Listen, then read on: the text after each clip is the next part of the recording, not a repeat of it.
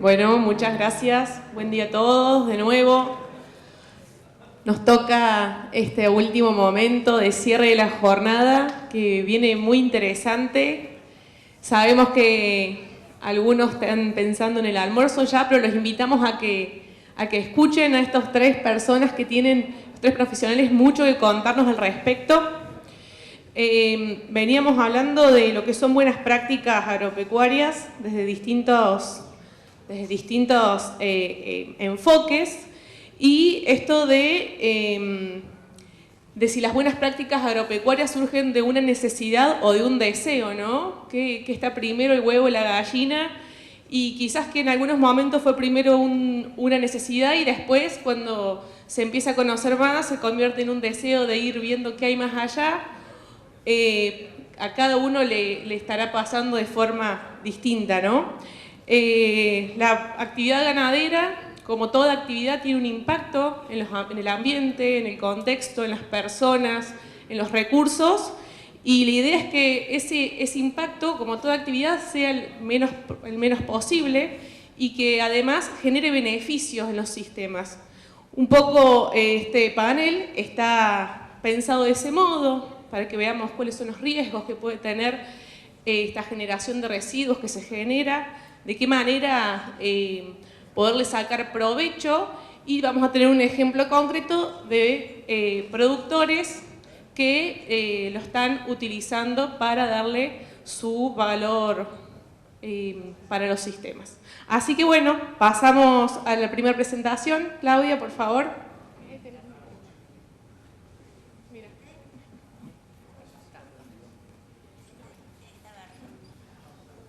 Hola.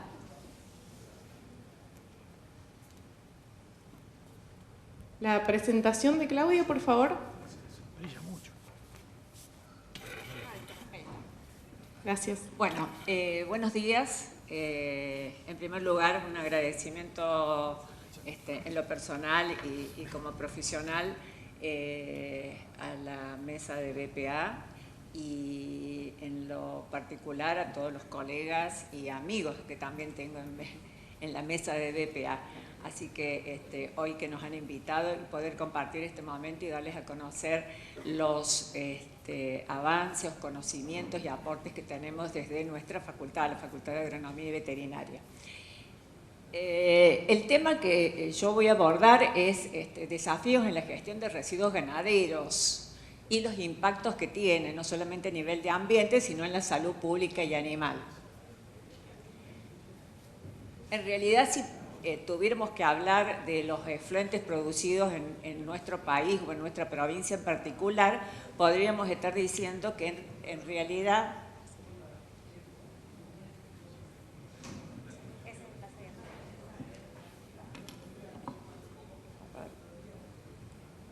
ahí estamos.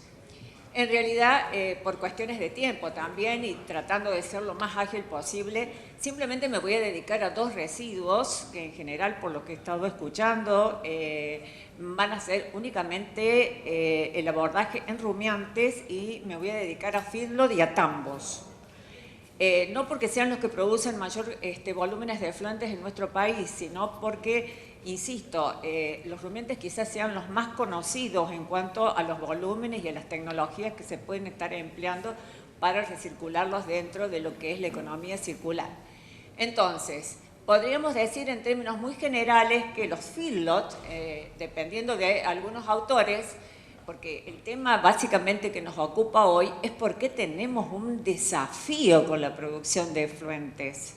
Entonces, ese desafío se produce nada más ni nada menos porque los feedlot en general son números, por favor, tomarlos con algún grado de cuidado, dependiendo si están utilizándose algunos números como estiércoles sólidos o húmedos, hay una variabilidad en el número de efluentes producidos y la problemática que esos producen. Entonces, fíjense, tenemos 30 o 60 litros por día de estiércol, dependiendo si estamos considerando estiércol y orina o bien aguas de lavado escorrentías.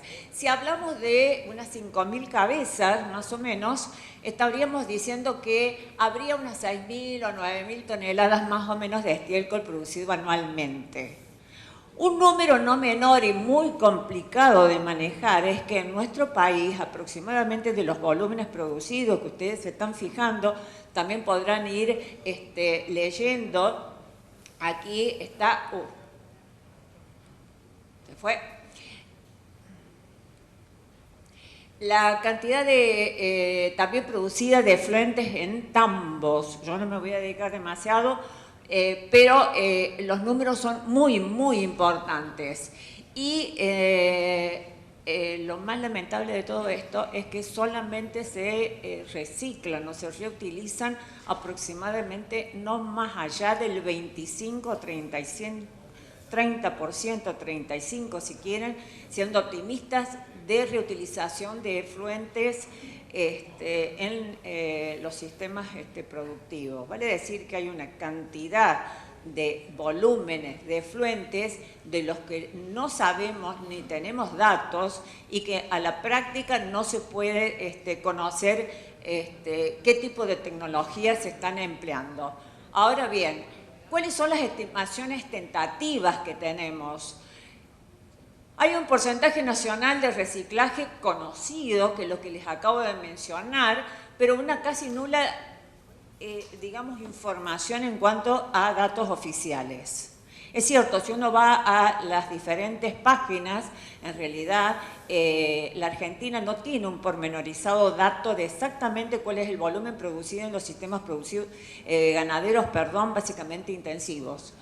Por otro lado, el porcentaje de efluentes tratados con proyectos pilotos a sistemas locales, si ustedes se fijan, es variable. Potencialmente hay un 70% sí que estamos removiendo de algunos contaminantes con algunas tecnologías, pero si ustedes se fijan, a nosotros no nos deja conforme este porcentaje. Y por último, hay barreras realmente en las tecnologías, porque hay una falta de infraestructura apropiada en las instalaciones. Acá se habló algo realmente antes y tenemos problemas obviamente con el clima. No podemos obviar el clima. Ustedes saben que se está produciendo un efecto que todos los productores que aquí están presentes o también los jóvenes que hoy están presentes acá escuchándonos, nosotros esto prácticamente lo decimos también en nuestras clases, es el famoso fenómeno o evento ENSO, en donde tenemos una variedad climática muy importante porque el niño y la niña no se están comportando como hace algunos años. Entonces hay algunas variables que también tenemos que tener en cuenta, por eso está puesto el clima. Hay una normativa dispersa, es cierto, se habló acá de normativa, la normativa, podríamos decir, pionera en nuestro país, la tienen 3 provincias, que da la casualidad que forman parte de la zona núcleo, o sea, la zona básicamente de Buenos Aires, Santa Fe y Córdoba. Ahora, lo cierto es que tenemos numerosas normativas. La pregunta del millón sería si estamos aplicando y si estamos aplicando adecuadamente la normativa. ¿Se entiende? Obviamente los costos también tienen mucho que ver en esto. Y acá viene uno de los grandes problemas que tenemos, no solamente en la producción de volúmenes, sino en la producción de calidad. En estudios que se hicieron en Holanda, por allá por la década del 90, ellos empezaron a hacer no balances económicos de la producción de efluentes, sino que empezaron a hacer evaluaciones básicamente prediales en cuanto a la concentración de nitrógeno y de fósforo que tenían, básicamente nutrientes. Entonces, ¿qué se pudo ver? En una vaca lechera de alta producción se pudo conocer, y no solamente para rumiantes es lamentablemente este dato, sino que también para monogástricos y también para aves.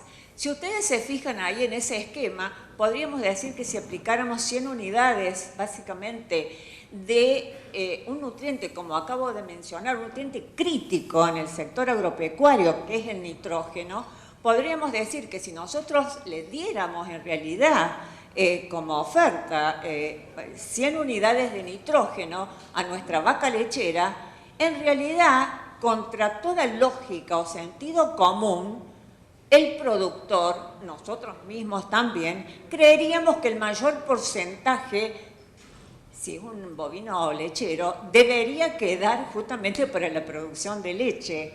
Ese es un error conceptual, porque en realidad, si ustedes se fijan, tenemos que solamente un 19% queda para retención de leche.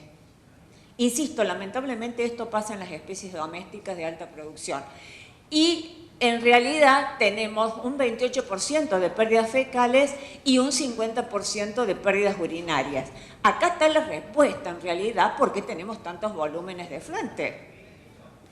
Y en realidad también está el gran dilema: ¿quiénes son o quién es el sector académico o científico-tecnológico que se tiene que ocupar de minimizar estos valores que tenemos fuera de nuestro animal? Vale decir, de la mayor producción que nosotros tenemos y de un producto que es realmente caro en la producción animal, que es la proteína, en realidad nosotros estamos teniendo el nutriente, básicamente, el 70% fuera de ese animal, generando toda la problemática de, vuelvo a repetir, de los efluentes producidos. Ahora bien, se le dice a la academia, y justamente yo acabo de mencionar nuevamente y lo voy a repetir, que el sector científico-tecnológico debería formar recursos humanos y obviamente una transferencia tecnológica realmente, para minimizar todo esto. Es decir, deberíamos generar una eficientización en la producción de conocimientos, en la transferencia tecnológica de conocimientos. Ahora, la pregunta del millón, eso tiene un riesgo. El sistema productivo intensivo nunca es 100% neutral en términos ambientales. Bien,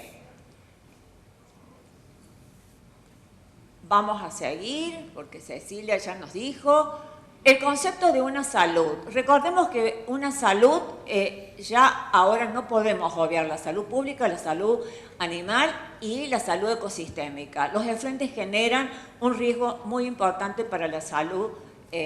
Todos estos son datos, se habló acá de planificación, esto seguramente va a estar disponible, así que yo no me voy a detener. Gases de efectos invernaderos. A la producción intensiva también se le echa la culpa de que producimos estos valores en cuanto a producción de gases de efectos invernaderos. Acá tenemos feedlot. ¿Qué es lo que se ve en los feedlot? Lo que ustedes están viendo. Esta es la no gestión de los efluentes. Y es lo que vemos y es lo que tratamos de estudiar en los años que llevamos nosotros en un grupo interdisciplinario en nuestra facultad. ¿Dónde llevamos esta problemática? No solamente queda a nivel predial, sino que fíjense, queda a nivel también de algunas zonas que nosotros conocemos de nuestra provincia. Por ejemplo, algunos recursos hídricos, en donde se han producido muertes, si ustedes están viendo en la figura del centro y abajo, por el proceso de eutroficación, se han muerto animales, y no silvestres precisamente, sino animales también domésticos. Ahí están viendo un ternero. Se han muerto animales silvestres también. Y hay una foto en la que yo sí me voy a detener. Acá hay un sinnúmero de ejemplos de grados de eutroficación, que como decía, es un proceso que se produce básicamente por los aportes de nitrógeno y de fósforo, en donde también tenemos un grado nosotros directo o indirecto de culpabilidad, si me permiten el término, por la producción de efluentes. Esta foto fue prácticamente viral.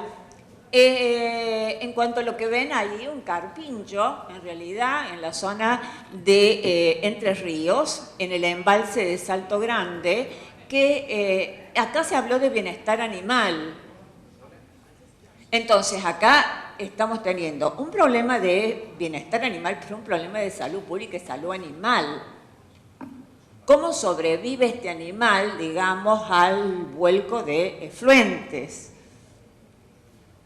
Y finalmente lo que nosotros trabajamos en los últimos años. Nosotros también hemos mutado, nos hemos transformado y nos hemos adaptado a las nuevas tecnologías. En realidad, insisto, somos un grupo interdisciplinario, pero básicamente lo que les quiero decir es que nos interesan dos cosas. Uno, son estudios muy caros. Conocer el estado actual, por ejemplo, de los recursos hídricos y el impacto que podrían estar produciendo algunos criaderos intensivos o sistemas intensivos que están instalados básicamente a la vera de no solamente recursos hídricos, pero en general en nuestro país, no solamente en el centro de nuestro país, deben ser estudiados. Nosotros hemos básicamente hecho mucho hincapié en algunos recursos que son básicamente estratégicos para nuestra provincia. Y ahí se pueden ver algunas variables cómo se estudian. Se emplean imágenes satelitales, pero se emplea, lo que ustedes pueden ver ahí, el aprendizaje automatizado, o sea, el machine learning o lo que se conoce actualmente como inteligencia artificial. La inteligencia artificial hoy nos permite a nosotros conocer un estado prospectivo de cuál puede ser la situación de los vuelcos a lo largo del tiempo y cuál va a ser, insisto, la proyección especialmente en los próximos años.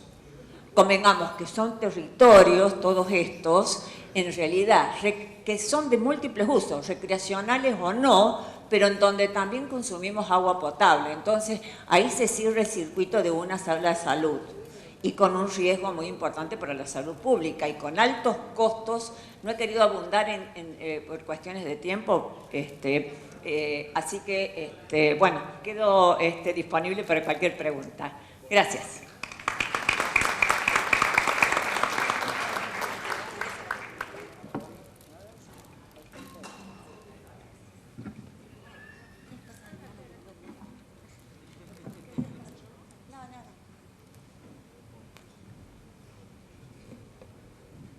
Bueno, Claudia, muchas gracias.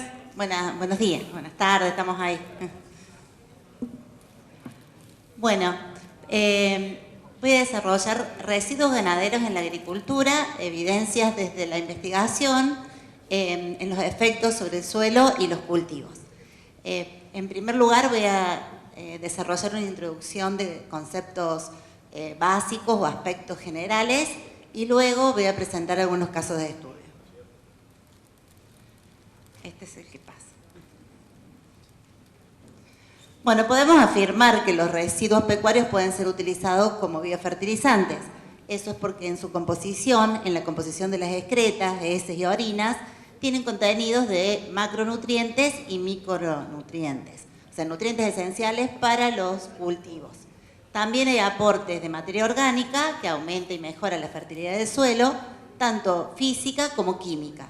Desde el punto de vista físico, mejora la infiltración del agua, la retención de la misma, entre otras de las funciones que puede tener o de la capacidad que puede tener la materia orgánica dentro del suelo.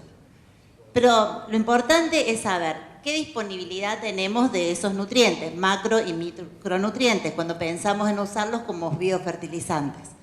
En qué forma química se encuentran, lo cual va a estar determinado por el proceso de mineralización, que depende de múltiples factores.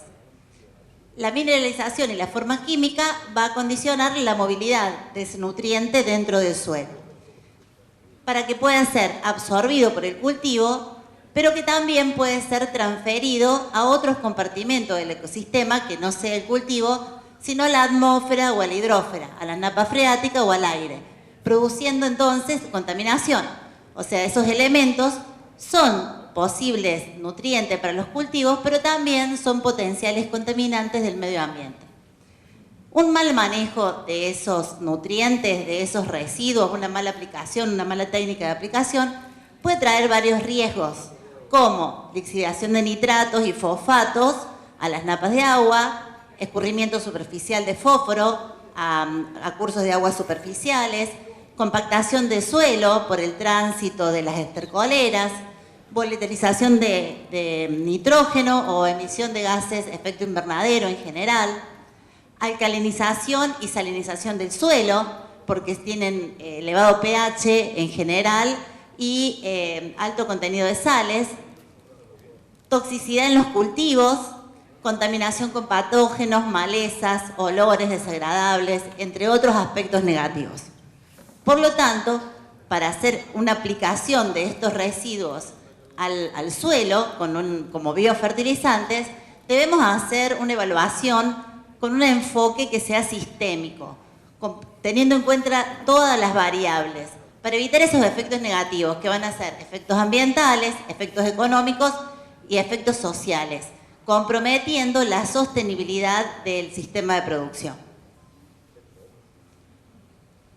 Hablamos de uso agronómico de residuos pecuarios. Acá en Córdoba, como ya estuvieron exponiendo anteriormente, tenemos una ley que lo regula. Esa ley nos dice que tenemos que presentar un plan, que tenemos que planificar, como lo estuvieron también diciendo para la ganadería. Bueno, en ese plan de acción tenemos que determinar una dosis de aplicación para cada cultivo. Esa dosis va a depender de las características de los cultivos, por ejemplo, el rendimiento esperado para ese año, para ese cultivo, para esa zona, los requerimientos de un determinado nutriente por unidad de rendimiento. Por ejemplo, sabemos que para un maíz necesitamos 22 kilos de nitrógeno por tonelada de grano. La disponibilidad en el suelo, por lo cual es muy importante hacer análisis de suelo. Necesito saber qué tengo para saber qué le voy a poner, qué me va a hacer falta. Entonces, un análisis de suelo con los datos mínimos de materia orgánica, los nutrientes, pH y conductividad eléctrica. Saber que voy a tener un factor de eficiencia de esos nutrientes dentro del suelo. No todos los nutrientes que están en el suelo se van a poder utilizar por la planta. Va a haber pérdidas a la atmósfera, va a haber pérdidas gaseosas. Y en tercer lugar, tengo que saber, tengo que pararme para no tapar. Y en tercer lugar, tengo que saber la disponibilidad de nutrientes que va a tener el residuo. Los residuos, como dijo recién Claudia, tenemos distintos tipos de residuos pecuarios. En esta oportunidad nos vamos a basar en lo que es tambo y fieldot. Dentro de lo que es tambo y efluentes, en ambos pueden ser líquidos o sólidos. Bueno, este cuadro de composición lo realicé de varias bibliografías y de datos propios de los ensayos nuestros, tomando el menor y el mayor dato, como para comprobar que si vemos la composición en esos residuos, hay una gran variabilidad. Podemos observar que es un rango que puede ser muy amplio. Los mínimos datos que se necesitan, que tengo que saber, son materia seca. Es muy importante porque en base al contenido de materia seca se sacan los porcentajes de nitrógeno, fósforo y demás nutrientes. Materia orgánica, porque en la materia orgánica hay algunos elementos se encuentran en mayor cantidad dentro de lo que es la parte orgánica de este residuo. Nitrógeno, fósforo, potasio, mínimamente los nutrientes que tengo que conocer. pH y conductividad eléctrica, que la conductividad nos indica la salinización, el grado de sales que tiene ese residuo. Veamos ahí algunos valores y vemos que la variabilidad es muy grande en algunos aspectos. Y eso, por ejemplo, una variación de 0,3 a 20% de materia orgánica es amplísima cuando saco la cantidad de un determinado nutriente que sale de la materia orgánica. También es muy amplia la mineralización que tiene, es muy variable. ¿Por qué es tan amplio esto? Porque va a depender del tipo de animal, del sistema de limpieza, del manejo que se realice con la alimentación, de la época del año. De eso va a depender la disponibilidad. Y la mineralización también va a estar regulada por esos factores como la relación carbono-nitrógeno, la temperatura, la humedad del suelo, el rastrojo, las características del suelo, la textura del suelo. De eso va a depender cuánto se mineraliza de esa cantidad tan variable que puede tener de un determinado elemento. Por lo tanto, si tenemos claro que hay alta variabilidad en la composición y en la mineralización, lo que tenemos que conocer mínimamente es hacer un análisis químico de nuestro propio residuo. Lo aconsejable, como generalmente lo aplicamos y es tan variable, es hacer en diferentes épocas del año y tener una base de datos para poder hacer el cálculo de la dosis. Bueno, Desarrollando esos aspectos generales voy a pasar a mostrarles algunas de las experiencias que tenemos. Esta es aplicación de tambo en un sistema suelo-cultivo de maíz.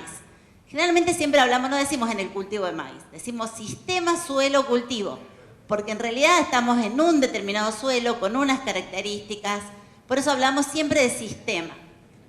En este caso, el efluente de tambo tenía un 10% de materia orgánica, ahí están los datos, entre 30 y 22% de materia seca 10%, de materia orgánica 30-22%, 1,5 y 1,8 de nitrógeno.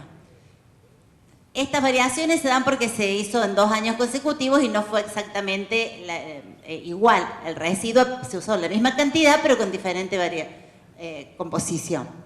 En el primer año, bueno, lo que se hicieron, se achicaron se modificaron ahí un poco las imágenes. Bueno, acá, este es el testigo, esta es la dosis 1, dosis 2 y dosis 3, como está acá. Pero este es para un año y este para el año siguiente. Se hicieron 4 tratamientos, uno sin aplicación, la dosis 1 que se calculó mediante un balance para un rendimiento esperado de 7.000 kilogramos de grano de maíz por hectárea. La dosis 2 fue el doble de ese requerimiento y se aplicó una dosis 3 que fue el doble de la dosis 2. O sea, la cantidad que aplicamos de nitrógeno fue altísima y la cantidad y el volumen aplicado también. Lo que era un ensayo experimental y lo que buscábamos era saber si se lixiviaba, qué pasaba con el resto del nitrógeno. Bueno, en el primer año, el ensayo se realizó a fines de noviembre, principio de diciembre, entre un año y el otro, se aplicó esa cantidad y se sembró a los 2 días. Un dato importante es que no hubo efectos en la germinación. Este lo voy a dejar.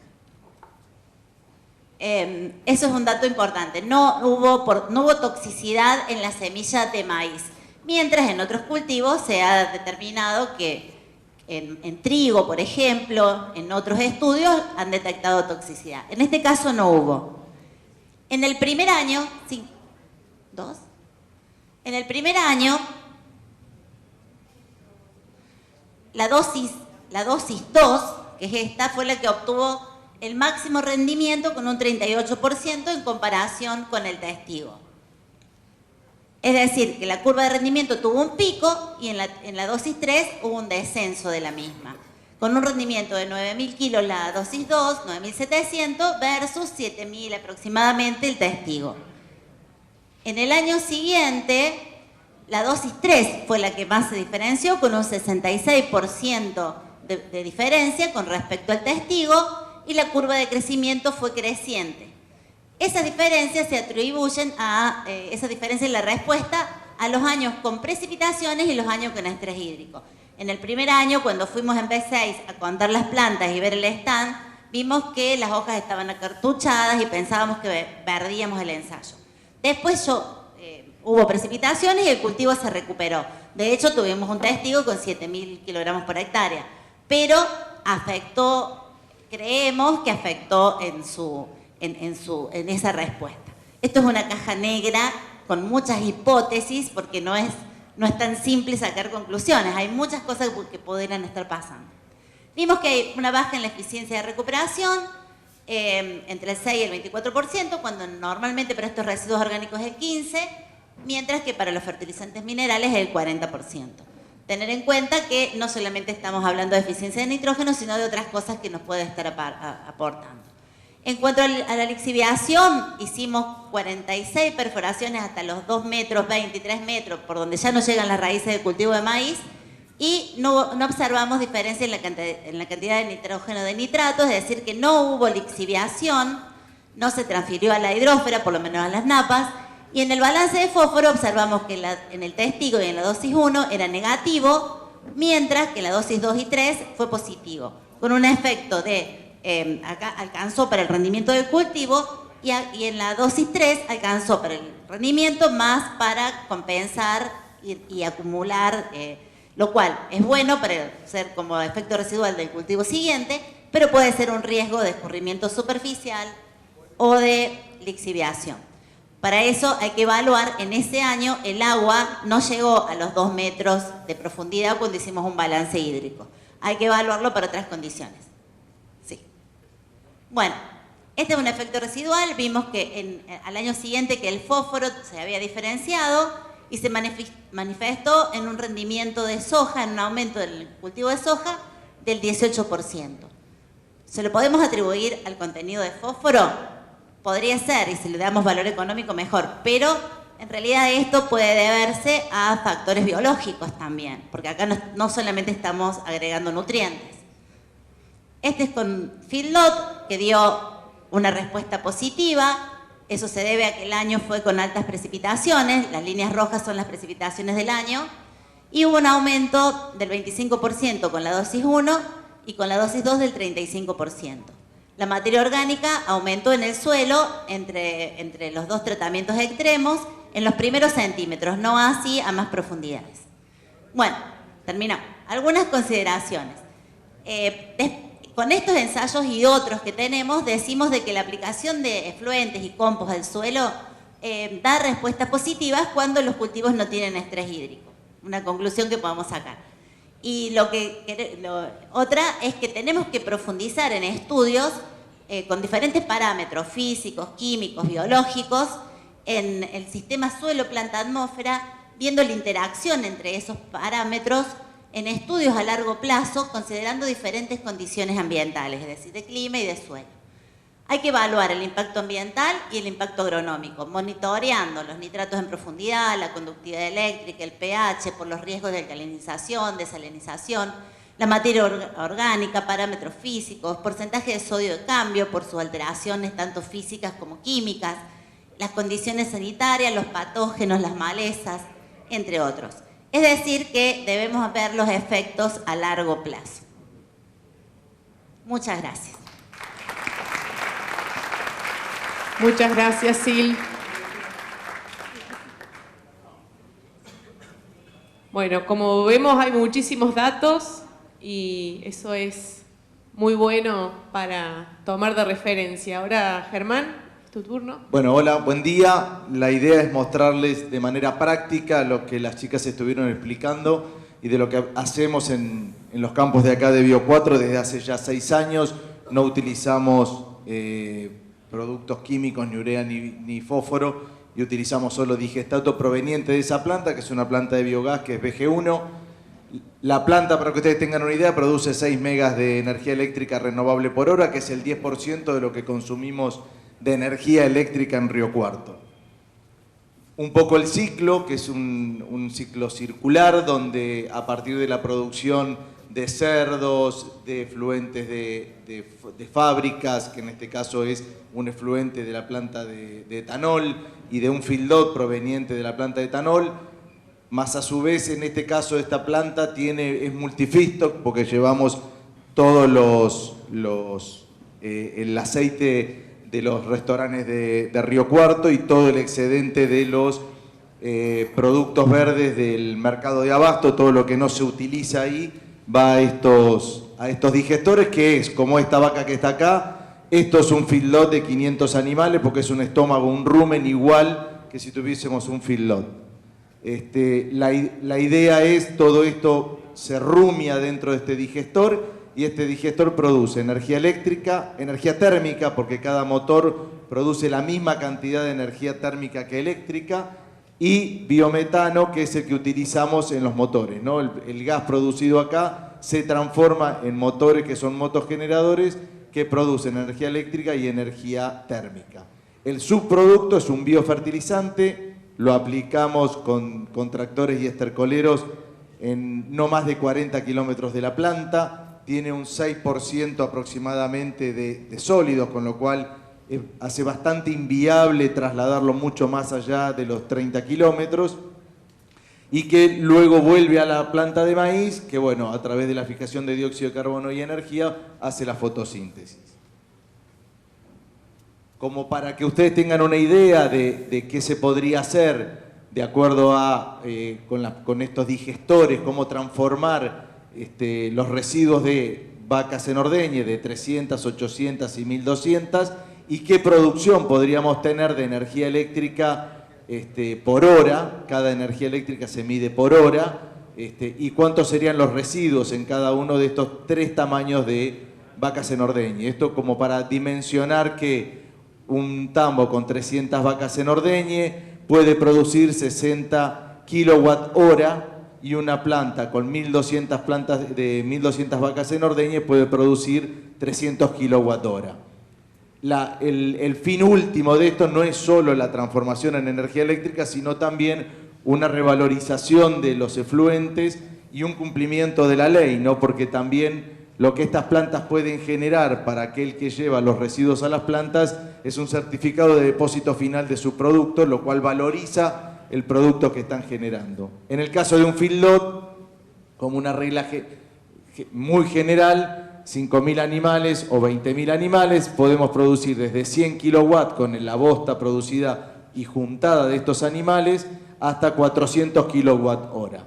Esto hay que tener en cuenta que no es un feedlot todo sobre piso de hormigón, sino que solo sobre el comedero, 3 metros del comedero, que es donde está el 80% de la bosta, y no hay tierra, ¿no? Porque estos digestores no pueden ingresar tierra. Con respecto a los ensayos que venimos midiendo desde hace muchos años, esto es un poco el historial de algunos y sacado así como para mostrarlo. Tenemos, sobre lo que más nos basamos es sobre el fósforo, porque el nitrógeno es bastante variable en su medición, y hacemos mediciones en cuarta hoja en maíz, lo cual no hemos tenido que refertilizar hasta el momento, pero depende mucho también del momento de aplicación. Cuanto más nos alejamos de la fecha de siembra al momento de aplicación, más nitrógeno necesitamos en cuarta hoja. Y esto es un caso de 2 campos que sembramos alrededor, los lotes que se produjeron, la medición del fósforo en el momento de comenzar la siembra. Esto es un campo alquilado que no tenía historia de digestato. La aplicación de las láminas de digestato en metros cúbicos por hectárea. Acuérdense que 10 metros cúbicos por hectárea es alrededor de 1 milímetro. El rendimiento que hubo de esos lotes de maíz y de soja. La medición de fósforo post el rendimiento del maíz, o sea, empezamos con 8 partes por millón de fósforo, y luego de un maíz de 9.500 kilos, el fósforo post cosecha era de 20 partes por millón. Luego no hay aplicación de digestato, luego una soja, y la medición de nuevo de fósforo sin haber otra lámina de aplicación fue de 11 partes por millón de fósforo. Dependiendo de los lotes, hubo una gran lámina de aplicación, 130, lo cual pasó a 26 y terminó después de la soja en 27. Lo que medimos en general es que los aumentos de fósforo que estamos viendo en los campos es muy alto en muy poco tiempo, que si uno lo lleva a gastos minerales es muy alto, y nosotros que hacemos reposición de fósforo en invierno con otras fuentes químicas, no logramos tener estos niveles de fósforo en el suelo. Recuerden que de 25 partes por millón de fósforo en adelante podríamos no estar fertilizando con fósforo en maíz, sí con zinc o algún otro tipo de arrancador. Y como un dato, también que fue este año con campos que no fuimos, que son campos de socios, donde nunca se había aplicado este digerido. Estos son 5 lotes de socios, que esto es las partes por millón de fósforo inicial sobre las cuales empezamos, y luego de medir post cosecha los diferentes cultivos, hubo este aumento en partes por millón de fósforo. Lo que estamos viendo es hoy cómo reducir. Hoy 30 metros cúbicos por hectárea de aplicación de digestato es alrededor de 250 kilos de urea y 200 kilos de MAP. No podemos ir a más de 30 kilómetros porque ya su aplicación y su traslado se hace inviable, pero sí sabemos que esta es una dosis que nos permite llegar a maíces y a finales de cultivo sin tener que refertilizar. Creo que eso es lo... y esto es todos los lotes que tenemos hoy en producción con digestato. Hacemos alrededor de 4.000 hectáreas con digestato y sin aplicación de fertilizante químico. desde el 2023 al 2025 muestra una tendencia en la suba de la cantidad de fósforo en la mayoría de los suelos. Estos pueden ser pinchazos errados, aunque están georreferenciados, o tal vez como la aplicación no es tan perfecta, porque es a partir de un estercolero y de una cola de novia, también depende mucho el tipo, de la calidad de aplicación. Pero sí estamos viendo que la tendencia es en ir aumentando los niveles de fósforo. La idea que tenemos hoy es ir concentrando cada vez más este subproducto para poder ir más lejos en flete y también buscándole una forma sólida a partir de como base el sulfato de calcio y la aplicación de una lámina de digestato por encima del sulfato de calcio para la aplicación en el momento de la siembra. ¿Cómo arranca? Y creo que no tengo más datos. Ahí está. Hice corto.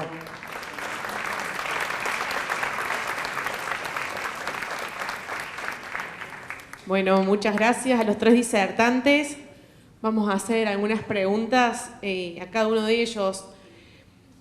Voy a empezar con vos, Sil, porque comentaste varias cosas que tienen que ver con el impacto en suelo, igual que los otros disertantes, pero te quería consultar sobre la parte microbiológica del suelo. ¿Hay alguna referencia que podemos tomar del impacto de los efluentes, los digeridos, de la parte microbiológica? En el suelo hay aumento de la actividad biológica, con todo lo que eso trae aparejado en los procesos de descomposición de la materia orgánica y de ciclado de nutrientes. Lo vemos como un efecto positivo, lo que nosotros hemos estudiado. Impactos negativos en el suelo, en realidad, si se hace el tratamiento como corresponde, o medianamente como corresponde, dejando, ya sea para cama de pollo o para un efluente que alcance la temperatura, o un compost, perdón, que alcance la temperatura de 50 grados, 55 grados durante 3 días consecutivos, con eso se pierde o baja la cantidad de bacterias que pueden ser dañinas, como también malezas y otros. Entonces no habría riesgos patológicos, digamos. Y además, si se aplica en superficie, como los efluentes, en muchos casos, antes de la siembra, en el caso nuestro, la exposición al sol de ese tipo de bacterias con los rayos ultravioletas quedaría disminuida su carga, o sea, no habría riesgos tampoco. Hay mucho por estudiar en cuanto a lo que es microbiología del suelo y en estos residuos, que hasta ahora escapan a nuestras posibilidades económicas. por el tema de los proyectos, por ahí no tienen la financiación como para poder estudiar algunos aspectos que requieren de drogas o de elementos que son muy caros. Bien, bien, muchas gracias, Sil. Claudia, una consulta para vos. Hablaste del porcentaje de efluentes que se están tratando hoy en día. Te quería preguntar cuál es la proyección para los próximos años si no se incremente ese porcentaje de residuos pecuarios. ¿Cómo lo están viendo? En general, el tema de efluentes es quizás uno de los temas más complicados de estudiar en la actualidad y del que nadie quiere prácticamente hablar demasiado. Es un tema que es cuando uno va a un sistema intensivo de visita, en realidad los efluentes siempre están como al final del establecimiento, al fondo del establecimiento, y son los últimos que el productor quisiera que viéramos. En realidad, algunos establecimientos, obviamente, hay que decirlo también, no tienen ningún tipo de tratamiento. Yo no he querido tampoco abundar ni decir lo que son las tecnologías. El productor en épocas como las actuales, en realidad, termina dedicándose a la producción, en realidad, no al tratamiento de los efluentes.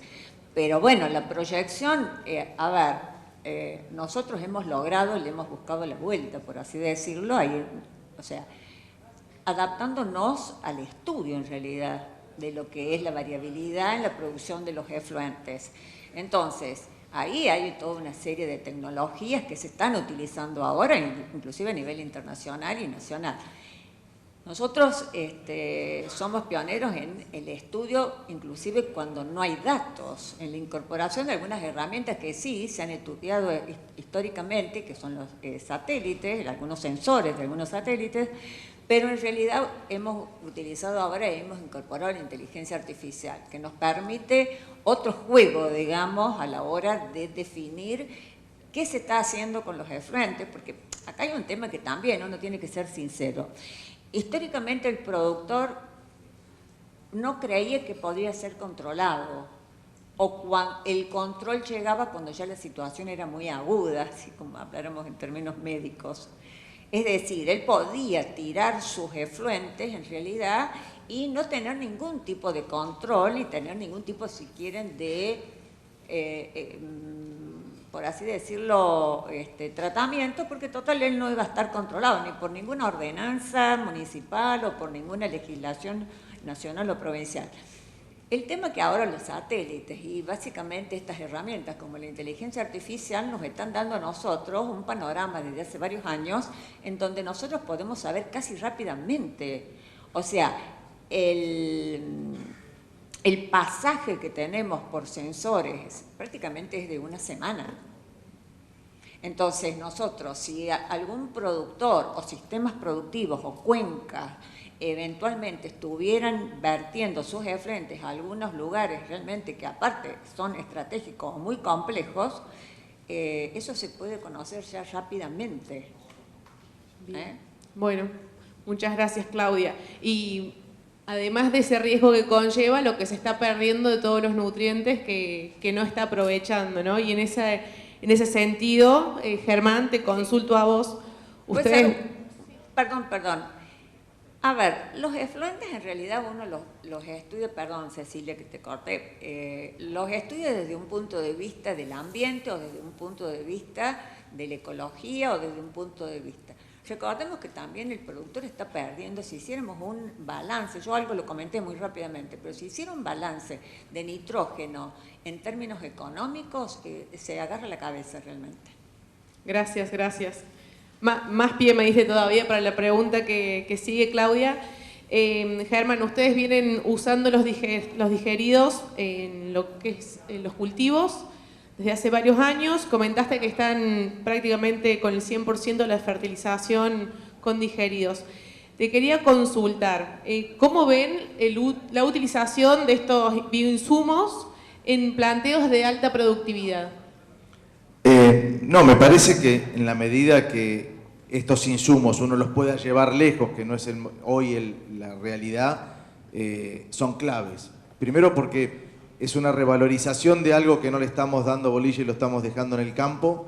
Es una revalorización mineral, pero además es una baja de huella de carbono de un cultivo como el maíz que tiene la menor huella de carbono del mundo. Digo, si encima de esto agregamos los digeridos que tenemos en los campos, ¿cuántos mercados se nos abrirían? Hoy que hablábamos de mercados ganaderos, estaríamos alimentando nuestro ganado con maíces con baja huella de carbono, aún más baja, como para poderlo defender en esos mercados. Digo, estamos perdiendo plata en esto, no es que estamos dejando de ganar, estamos perdiendo plata. Y en la medida que nosotros podamos volverlos al campo, aplicar y aumentar el nivel de fósforo, cuando vos vas a esos niveles de fósforo es altísimo, y nosotros trabajamos en reposición de fósforo hace muchísimos años porque vendíamos además fertilizante, y te das cuenta que el productor no hace esa reposición y que está perdiendo, el que tiene esta fuente está perdiendo de poderlo hacer. Entonces me parece que hay que, hoy con la tecnología, valiendo la vaca, que tantos años esperamos que valiera, y con jóvenes como Raimundo,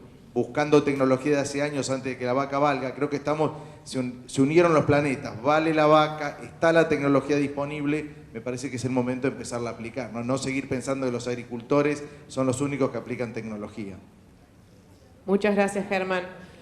Una pregunta más, Silvana, para vos, ya que estamos con el público es principalmente ganadero, quería consultarte si hay experiencias en la utilización de los efluentes en pasturas y si puede haber algún efecto en los animales al consumir esas pasturas. Sí, hay antecedentes, hay estudios realizados.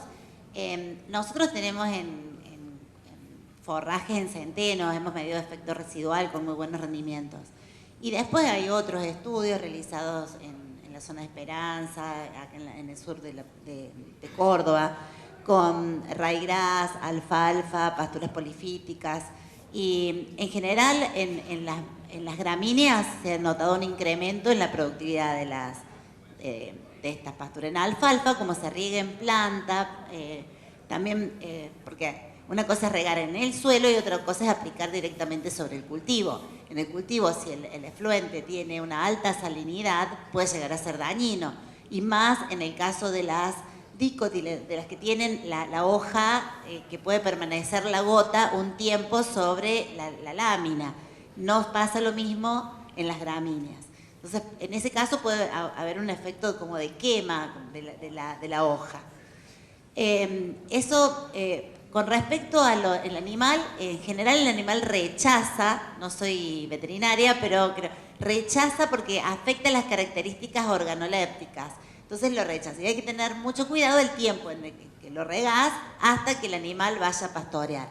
Que eso va a depender de las épocas del año. En invierno es más riesgoso porque se evapora más, menos, se pierde menos. Y además predominan más otro tipo de vegetación en una pastura polifítica.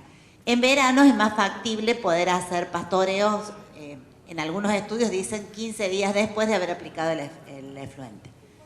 Bien, muchas gracias. Claudia, ¿por dónde, en qué indicadores son los que más siguen ustedes para ver la evolución del tratamiento de los efluentes y por dónde debería el productor empezar a fijarse en este tema? Se ha hablado mucho de los indicadores acá. Nitrógeno y fósforo, obviamente, que son las vedettes. En el sector agropecuario son dos elementos que el productor está muy acostumbrado a lidiar o a beneficiarse con esos dos nutrientes. Quizás el más crítico, o estoy segura que el más crítico es el nitrógeno en realidad, ya sea por exceso o por defecto, pero bueno, el tratamiento de los efluentes requiere todo un conjunto de especialistas o, si querés, de conocimientos transversales en realidad, porque son muchas las variables que están en juego.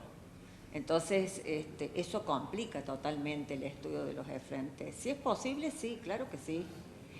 Si vos me preguntaras qué es más fácil, que un solo productor se incluya en un plan, por ejemplo, de reciclaje o reutilización de efluentes, y es más complicado, probablemente él lo pueda hacer. Ahora, lo que nosotros apuntamos es que sea predial, pero a su vez regional, porque ahí es cuando vemos los verdaderos efectos. O sea, en una cuenca tambera o en un grupo de feedlot. La situación en Argentina ha sido, en algunos casos y en algunas explotaciones, no solamente en nuestra provincia, sino en otras provincias argentinas, grandes emprendimientos, inclusive algunos con inversiones extranjeras, tanto europeas como americanas, y en donde nosotros hemos visto que lamentablemente por cuestiones de no gestión o de no manejo de los efluentes se ha llegado hasta problemas legales. A ver, acá se empieza a hacer una conjunción también de los efluentes. A nadie le gusta vivir en una zona, por más que nosotros eficienticemos la producción y demás, los efluentes se van a producir. Hay que minimizar y hay que reducir la producción de los volúmenes de efluentes. Ahora, eso no se hace tan sencillamente. Ahí actúan varios especialistas que tienen que minimizar. Ahora, de nuevo, cuando ese es el problema, se cae en la parte legal y hay un conflicto de intereses entre los productores, entre las regiones donde están instalados, convengamos que si bien hay normativas en nuestra provincia y en muchas provincias hay normativas de instalación de criaderos o de sistemas intensivos. El problema es que a nadie le gusta vivir en un lugar donde hay un barrio cerca, en donde se están contaminando ríos o arroyos, en donde se hace una captación. A ver, fuera, entonces, todo eso en realidad requiere de ajustes muy precisos. Muy precisos. Eso lleva tiempo. Pero por otro lado tenemos la salud pública, no solamente, yo insisto, no solamente los efectos son ambientales, por otro lado está la salud pública. Muchas de las normativas salieron como consecuencia de problemas serios, de problemas muy graves y de mortalidad de algunas personas. Me están hablando por cucaracha, Claudia, que tengo está que... bien que se corta que cerrar. esto. Bien, pero Me quedan, digamos, ahí me queda un montón. hay mucho. Gracias. Un montón de preguntas, pero bueno, voy a ir con la última pregunta para Germán, pero para cerrar, desde la experiencia, a aquellas personas, aquellos productores que todavía no están valorizando estos residuos, ¿por dónde empezar? ¿Por dónde, algún tipo de la experiencia, por dónde ir? Mirá, una de las cosas es ver si hay ahí un valor energético, si hay ese volumen, si tengo ese volumen como para transformar en energía, aunque sea para autoconsumo. Empezaría por ahí. Y después hoy googleás y hay un montón de cosas para aplicar, o sea, de distintos aparatos que incorporan, que de eso bajan el olor, como decía recién Claudia. O sea, hay un montón de ventajas y me parece que una es ver si de alguna manera quiero eso. Y de última, si estoy en una región donde son varios, tal vez pensar en esto de una cooperativa, como decía recién Claudia, y decir, hacemos entre todos una gran planta de digestión anaeróbica, me parece que hay un muy buen negocio por detrás y una solución para todos. Bueno, muchas gracias a la Mesa de Buenas Prácticas Agropecuarias por esta invitación y un gran aplauso para... Aplauso, sí, para el último panel del día y para todos los asistentes. Les vamos a pedir a todos los asistentes que se queden un segundito más mientras le entregan también los obsequios al último panel. Y mientras le entregan los obsequios al último panel, que se vayan preparando los integrantes del equipo de la mesa de BPA para subir al escenario. Y ahí tienen en QR para poder registrarse a la Semana ACTEC que estuvimos difundiendo hace unos instantes. Ese es el QR a través del cual pueden acceder para el link de inscripción. Bueno, quiero agradecer al equipo de la mesa todo el trabajo que hemos hecho para tener esta concurrencia. Vamos a empezar por los agradecimientos propios. Así que muchísimas gracias, todos hemos colaborado en toda esta actividad. Pues, segundo lugar, al público asistente, que nos ha dado todo este marco espectacular que ha tenido la jornada, que la verdad que superó todas las expectativas que teníamos. Voy a contar una infidencia. Cuando empezamos a hacer la jornada, la empezamos a pensar todas esas cosas. Yo digo, tenemos que, al no conocer el paño tampoco, le digo, el salón que tenemos que buscar de la sociedad rural tiene que ser Chopitea. Era muy chiquito. Me decían, no, tenemos que... Bueno, y gracias a Dios me equivoqué y bueno, con toda la concurrencia de ustedes. Y por último, agradecer a los disertantes, en la cual nos han abierto, nos han dado conocimiento de las buenas prácticas ganaderas y aparte nos han abierto el conocimiento para poder producir con sustentabilidad y manejar las buenas prácticas en el campo. Así que muchísimas gracias a todos. En general hemos hecho todo un equipo en el cual salió toda esta jornada espectacular. Muchísimas gracias a todos.